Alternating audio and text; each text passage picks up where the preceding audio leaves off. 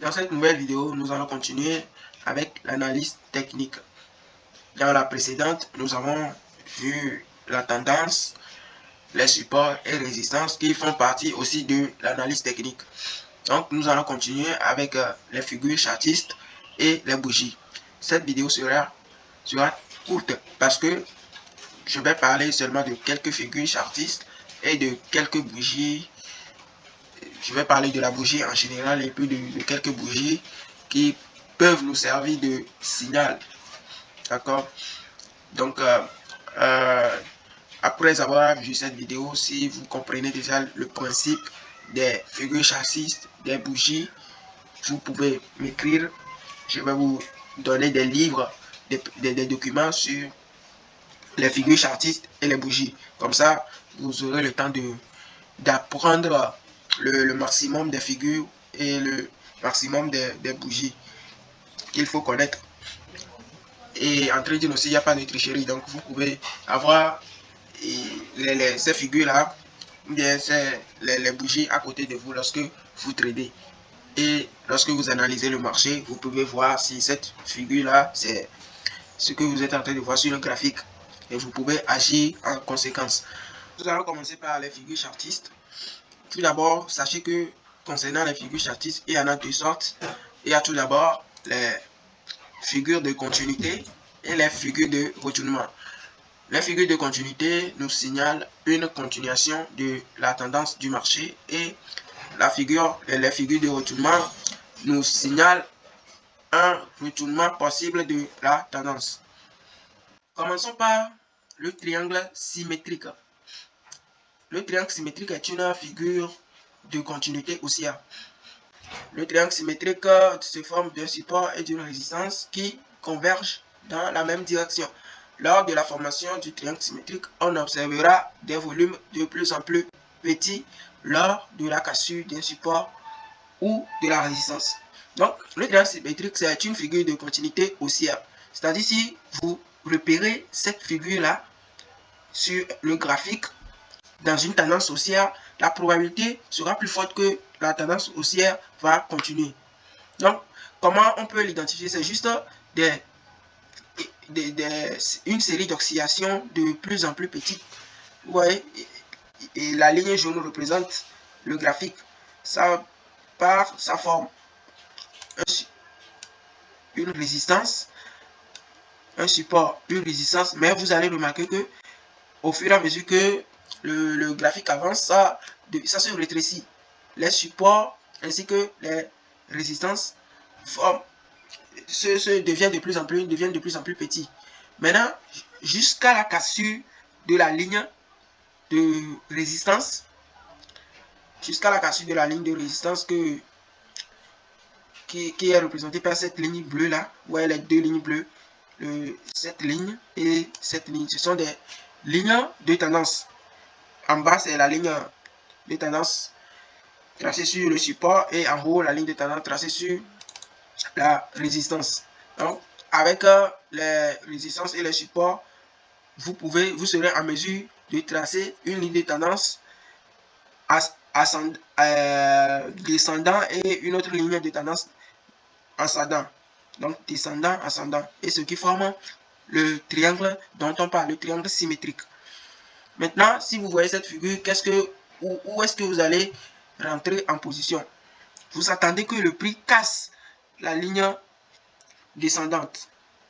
Il faut que le prix casse ça et là, on dira que ici, on a notre cassure.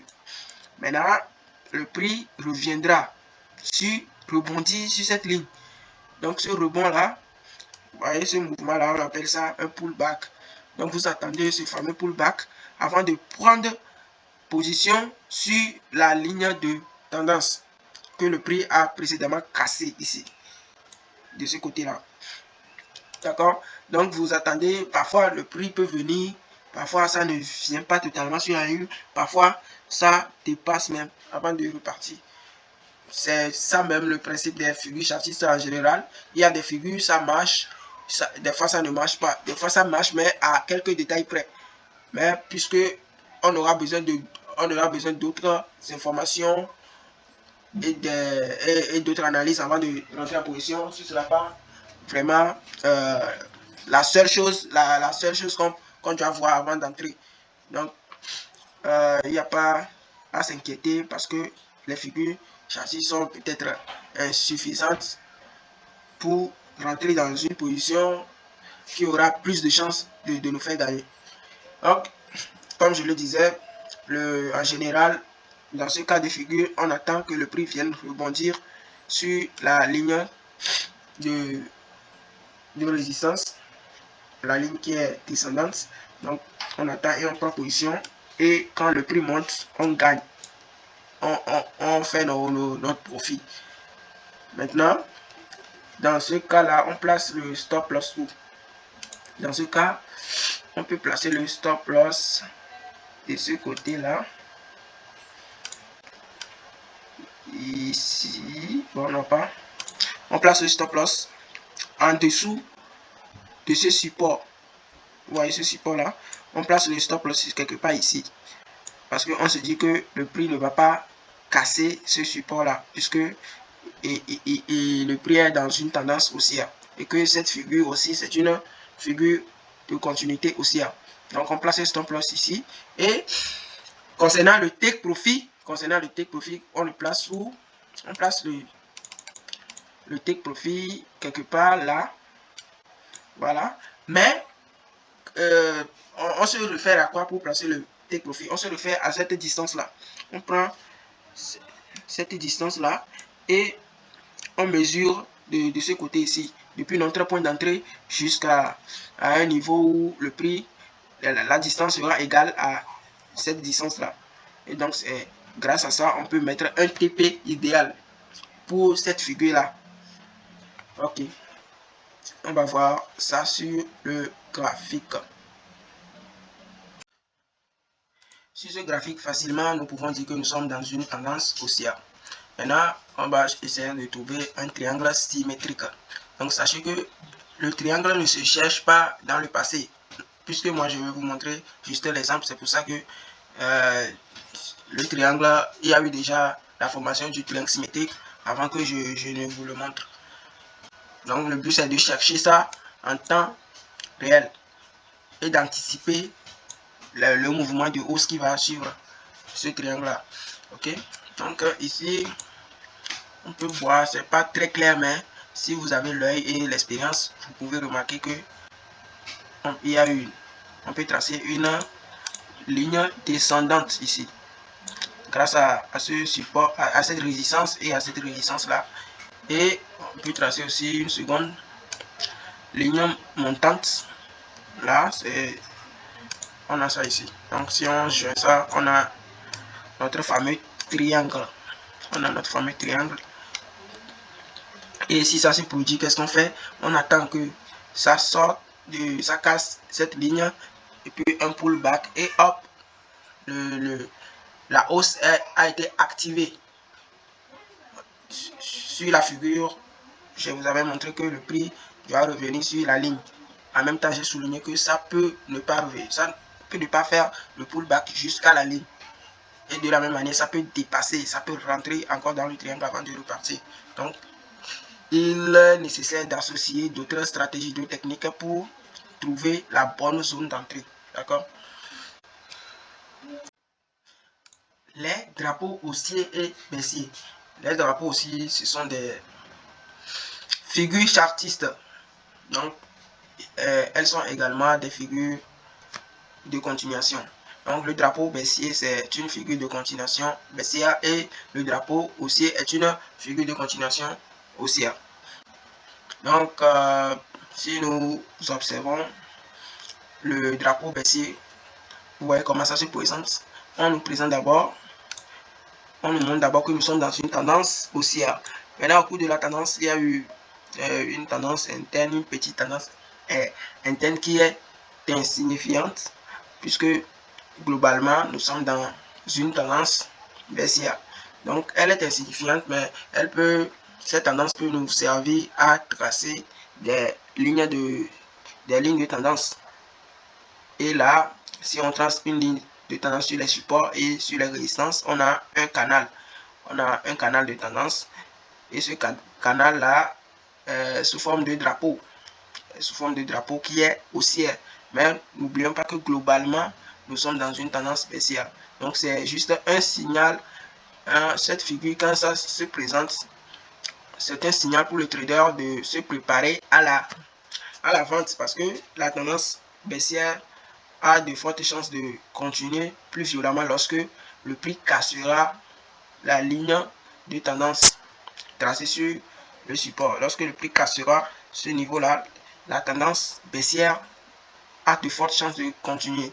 Donc ça peut, il peut se passer un truc comme ça, le prix casse, revient sur la ligne, puis repart. Et aussi, ça ne peut pas se passer comme ça. Ça casse en même temps et puis ça part. De la même manière, ça peut casser, ne pas revenir. Juste faire un petit pullback et hop, ça repart. Donc, il y a plusieurs scénarios possibles. Donc, il y a certaines personnes, dès que le prix casse la ligne achat direct, donc ils attendent le prix, soit le prix part en même temps, soit il va revenir avant de repartir. Donc, même chose pour le drapeau haussier. Là, on est en train de chercher une continuation haussière. Donc, globalement, nous sommes dans une tendance haussière. Mais au cours de la tendance se forme une tendance baissière interne qui n'est pas très imposante. Cette tendance n'est pas très imposante. Vous pouvez seulement repérer des résistances de plus en plus bas et des supports de plus en plus bas. Et à l'aide de ces supports de résistance, vous tracez un canal de tendance et vous attendez que le prix casse la ligne de tendance tracée sur les résistances. Et si ça trace, vous vous préparez à acheter parce que le prix va grimper. Donc c'est ça c'est comme ça on peut trader les drapeaux haussiers et baissiers. Maintenant nous allons voir si nous pouvons trouver quelques exemples sur le graphique. Donc comme par hasard, en temps réel, nous avons un cas de figure de drapeau haussier. Nous avons un drapeau haussier ici qui nous indique la continuation haussière. Donc, à partir des résistances que nous avons là et des supports, on a pu établir un canal baissier. Et ce canal baissier là se produit dans une grande tendance haussière. Nous sommes dans une grande tendance haussière ici. Donc le mieux à faire dans ce cas de figure, si vous voulez trader une figure une figure chartiste, précisément le drapeau haussier, c'est le moment d'agir. Soit tu vends en même temps, tu vends en espérant que le prix part en même temps, soit tu attends que le prix revienne ici avant de vendre, avant d'acheter plutôt. Excusez-moi beaucoup, excusez-moi, ne confondez pas comme moi je suis en train de le faire. Donc actuellement là, si quelqu'un veut trader le drapeau en tant que figure chartiste, là c'est le bon moment pour passer à l'achat. C'est le bon moment pour passer à l'achat en espérant que le prix fasse une grosse hausse après ce drapeau là. Maintenant, après tout, ça reste que des probabilités, parce que l'analyse technique, aussi efficace soit-elle, c'est toujours une question de probabilité. Donc ce n'est pas parce que vous avez ce drapeau ici, on vous a dit que ce drapeau là, s'il y a ça, ceci se produit, que forcément il y aura. Donc ce n'est pas parce que ce que je vous ai enseigné s'est produit que forcément ça va arriver. C'est une question de probabilité. Juste, il faut bien analyser afin de mettre toutes les chances de son côté. C'est tout. Bref, figure chartiste ou pas, aucune technique ne donne un signal qui est 100% fiable. Il y a toujours une petite probabilité que ça ne marche pas. Mais si vous analysez bien, vous mettez tous les éléments, figure chartiste, je ne sais pas ce que vous allez utiliser, les ordres blocs et tout ça là, vous mettez tout ça ensemble, ça donne plus de chances de gagner. Le but du trader même en général, c'est d'être rentable. de façon générale, on a besoin de la rentabilité. Donc, afin de gagner un trade, ne fait pas de toi un trader rentable. Le fait de perdre un seul trade ne fait pas de toi un trader perdant. Puisque il faut savoir, il faut avoir un bilan positif à la fin de chaque semaine, de chaque mois. Si vous passez, vous faites 100 trades et vous avez 50 trades gagnants et 50 trades perdants, bon, je dirais que c'est pas mal. Si vous gérez bien vos ratios, vous avez un bon ratio, même si vous avez 50 pertes, 50 gains, vous serez largement en profit. Jusque si votre stratégie ne vous permet pas d'avoir un bon ratio, 50 pertes, 50 gains, là, vous êtes carrément dans le rouge. Donc, à faire des rentabilités, là, ça ne se résume pas seulement à une stratégie. Donc, là, bon, c'est la figure de continuation haussière là que nous venons de voir. On va encore chercher pour la continuation baissière. Si on ne trouve pas, ce n'est pas très clair ici, mais nous avons ce qui ressemble à un drapeau baissier. Donc, vous pouvez observer que nous sommes globalement dans une tendance baissière. Et il y a eu un canal de tendance qui est haussier. Donc, on attend la cassure de la ligne de support pour passer à la vente. Donc, quand il y a eu cassure, le prix est revenu faire le pullback dont je vous parle. Le pullback et puis hop, c'est reparti à la baisse. Même s'il y a eu un petit retournement avant que le prix n'aille complètement en baisse. Donc, bon, je vais encore le répéter. J'ai des livres sur les figures chantises et les bougies, les figures, les patterns. Il y a les bougies aussi sont des éléments qui peuvent nous donner des signaux, qui peuvent nous donner des confirmations d'entrée. Donc, j'ai ce document-là, ces documents qui sont chez moi. Allez, écrivez-moi, je vous envoie ça gratuitement. Parce que là, je ne veux pas trop rentrer dans les détails. Donc, ici, c'est un exemple de drapeau baissier. Maintenant, nous allons voir les figures de retournement. Il y a les figures de retournement baissier et les figures de retournement haussier. Commençons par le double top. Si vous voyez cette figure-là, c'est ça qu'on appelle le double top. Ça ressemble à un M, vous voyez. Le double top ressemble à un M. Donc, si vous voyez ça, sachez que il y a potentiellement un retournement baissier. Parce que il faut d'abord être dans une tendance haussière avant d'espérer un retournement. Donc, si vous êtes dans une tendance haussière et que cette figure-là se dessine, alors sachez que vous devez vous préparer à une vente. Parce que la tendance risque de se retourner. Maintenant, où est-ce qu'on fait son entrée lorsqu'il y a un double top? Vous attendez que le double top soit bien fait. Ensuite, attendez la cassure de ce support-là. Attendez cette cassure et rentrez en position lorsque il y aura un pullback sur le niveau de support qui va devenir une résistance, bien sûr. Donc, vous attendez le pullback et vous rentrez en position ici. Vous rentrez en position ici et vous attendez la chute. Maintenant, il y a d'autres personnes de peur de rater l'entrée. En même temps qu'il y a cassure, ils rentrent en même temps en position. Ils font leur sell ici. Et quand ça chute, ok, tant mieux. Maintenant, ils doivent s'attendre à ce que le prix fasse un pullback aussi. Ça peut se passer comme ça. Soit ça, regardez, hein, soit ça casse et ça part en même temps, soit ça casse, ça revient avant de repartir, soit ça casse, ça revient, ça rentre même dans le M avant de repartir. Donc, il y a plusieurs scénarios possibles. Donc, sachez que double top, le double top à la fin d'une tendance, on le trouve à la fin d'une tendance haussière. Et maintenant, son opposé, je vais dire le double bottom qui est une figure de retournement haussier. Donc, si vous voyez un double top à la fin d'une tendance baissière, alors il y a de grandes chances que la tendance se retourne. Voilà.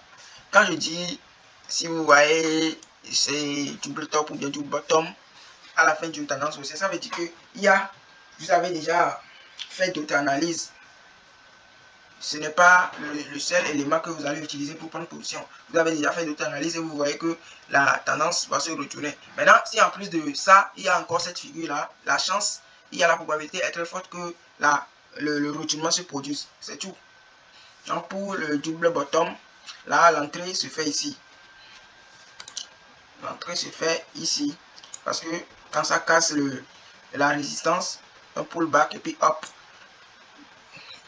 Et ça peut ne pas se passer comme ça. Ça casse et direct ça part. Maintenant, l'objectif du profit, c'est quoi? C'est comment vous allez déterminer votre profit. S'il s'agit du double top, vous prenez cette descente là. Voilà. La distance là va être votre take profit. Voilà. Donc, si vous vendez ici, votre take profit va se retrouver quelque part ici. Le take profit minimum. Parce qu'il y a peut-être sûrement, il y aura, comme on l'appelle, une impulsion, une correction plutôt, ensuite une impulsion, correction jusqu'à, bon, vous voyez le truc. Donc, le mieux, c'est d'avoir un TP ici au minimum. Et si vous voulez faire du long terme, vous sécurisez et vous gagnez, vous faites un long terme, un long terme plus ou moins. C'est pas long terme du genre faire des semaines sur le trade. Donc, j'ai dit minimum parce que vous pouvez espérer prendre plus. Parce que comme c'est un changement de tendance, il y aura des impulsions, des corrections, des impulsions, ainsi de suite. Donc, le minimum, c'est le minimum pour le TP, c'est ça. C'est ça là, c'est cette distance-là. Ok? C'est la même chose pour ici aussi. La distance là sera votre TP. Comme ça. Voilà. Donc, le TP minimum pour la hausse, c'est ici. Et si vous voulez plus, il faut prendre en compte les corrections dans vos calculs. Si vous voulez manger long terme, alors prenez en compte les retracements ou les corrections. Ok. Donc, résumé, double top, c'est une figure de changement de retournement baissier et le double bottom, figure de retournement haussier. D'accord. Voici un exemple de double bottom sur le graphique. Regardez, c'est le même schéma que je vous avais montré tout à l'heure. Le double bottom. Là, c'est la figure pour le retournement haussier. Okay. Ouais. Il y a eu pullback.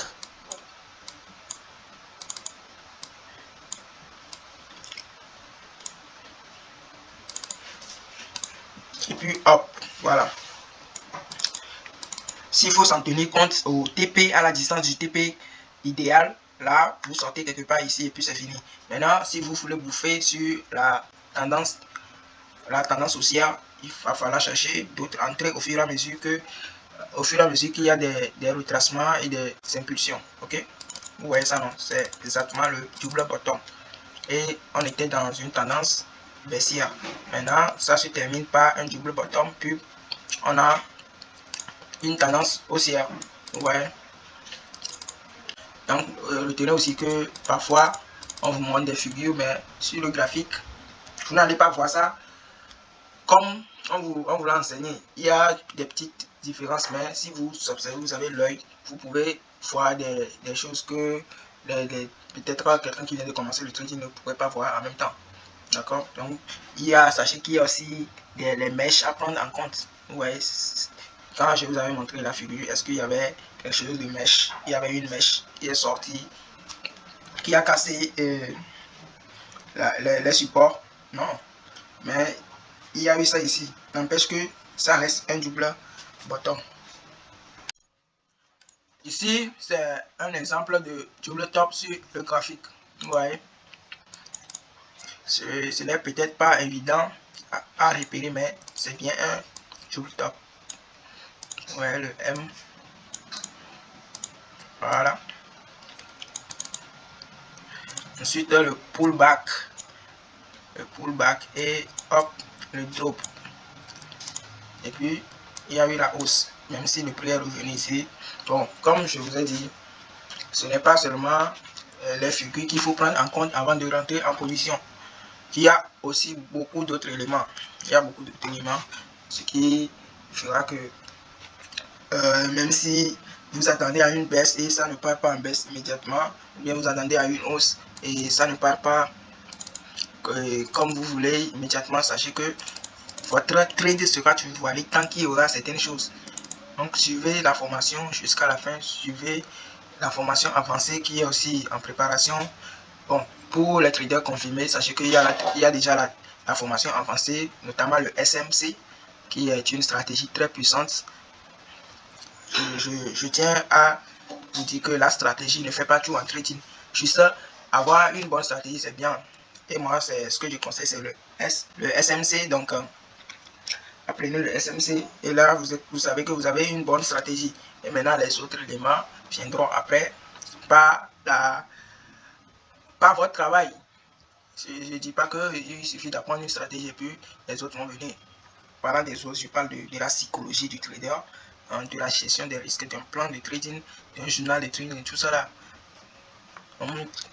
Et les figures, sachez que les supports, résistance, figures, chartistes et tout ça là, apprenez ça, maîtrisez ça. C'est à partir de ces choses là que le SMC se base.